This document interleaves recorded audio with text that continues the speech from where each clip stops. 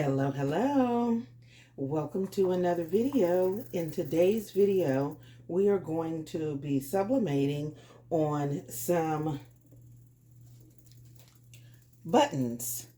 They are made out of a hard board and they're like the little buttons that you might make for souvenirs, or maybe for baby showers, or even graduation, or just even buttons like you would for little collectibles that you wear on your hat, your clothing, and different things like that. The buttons that we're going to be doing, I did get them off Amazon, and I'll leave a link for you below. But I thought they'd be kind of cute. And these particular ones measure about a 2.6 inches in diameter, and that is today's project. So if you are interested, stick around. Okay, first things first. I have already preheated my heat press, and I've grabbed a couple of these out. They did come in a set. The set that I have is a set of 12, and they came all together in cellophane wrap. And these are the backs that it has an adhesive on it with the pin on it, so you just stick that on the back. I would imagine if you wanted to, you could use magnetic ones. You could substitute those for some magnetic pins, and I might do that for one of them if I can find my magnetic backs that I've used before for badges. So anyway, this is the way that they come. We're going to go ahead and sublimate 3 of them. Now, the important thing that you do want to remember when you get these is if you kind of turn them a little bit in the light, you will notice that they have a really thin film on them, a clear film, plastic film, and that's just to protect them. So you want to make sure that you take that off. Otherwise, you will mess up your pins. And can you see that? I just scratched it a little bit, and I was able to pull the clear covering off. So I'm going to do that for all 3 of them.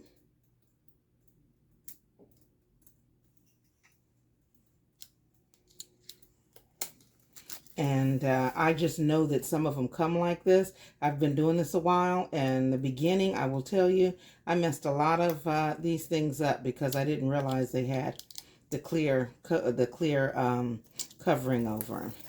Okay, here we are. We've got 3 of them.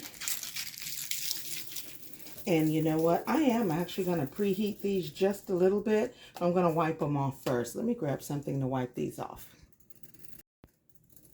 Okay, I am going to use a lint-free towel that has been dampened with a little bit of alcohol, just to make sure that if there's any sticky residue left on these, that it will be removed. And the towel that I'm using is a microfiber towel that has never been washed, so it is free from lint. Okay. I'm going to take just a piece of paper, cover it up, and I'm only going to pre-press this just a little bit, just to make sure I don't have any unwanted moisture here, and I don't think I will. Again, we're pretty dry here where I am right now, so 10 seconds is probably going to be just enough time for me. I will grab my transfers, and we will get started. All right, guys, this really is a quick project. I have 3 different transfers. I am going to tape these down, and we're going to sublimate them for 50 seconds.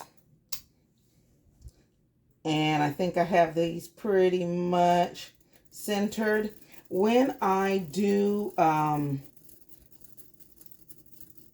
my transfers, I create my templates just a little bit larger than what the actual image, the actual substrate is, or the blank, because I don't like, it takes too long to try to make sure that it's all covered inside of the line of your transfer. If you make it a little bit bigger, it's easier to see that it's lined up. So I believe these are about a 2.6 in diameter. So I think I might have these images that I've used. I might have these at about a 2.7. Not much, just a little bit, just to make it easier for me. The images are on Creative Fabrica. At the time of taping, this is right before Easter 2025, and they do have a special if you sign up for a year. I think it's $47 for the whole year, unlimited access, and they're even giving away right now DTF transfers, which I thought was pretty cool. Okay, I am going to turn these over, or I've already turned these over. Of course, the transfer is on the top and the blank is on the bottom facing up. We have, well, let me cover it up. I have set my heat press to 385 degrees Fahrenheit, and I'm going to set my timer for 50 seconds. And again, I use this timer because the timer on here works, the buzzer just doesn't. And I want to just make sure that I do it the correct time. Okay, let's go ahead and we'll press this down and we will wait the 50 seconds. This is on kind of a medium to heavy pressure. So it's not too terribly heavy, so that hopefully I won't have any smudging on my images or too dark, and it's not so light that it'll just kind of barely take. While we are waiting on these to finish, I will just take a moment to say, if you have not already subscribed to my channel, I would certainly appreciate your doing so, and maybe leaving a like and any type of comment would be great. Comments help more than you know with these types of videos. So let me know what you think, and if this is a project that you think you might try. And we are at our 50-second. I'm just going to lift it up gently because I do not want it to pop up. You'll see we've got a little bit of this smoke here. Now, I will say this. These do have, I'm going to turn it off because I don't need it anymore. These do have a bit of an odor. So I would most definitely make sure you are well ventilated. Oh, yeah. Yes. We can see that it did transfer. I'm going to step away just a second to get some gloves because I know this is extremely hot. All right. I am back. Guys, you'd be proud of me. I have a pair of matching gloves today. Okay, I'm going to take this one over. I'm just going to rip it off. Wow. Okay, let's see if I can get this to focus. That looks good. That looks good. This is a 90s button. Okay.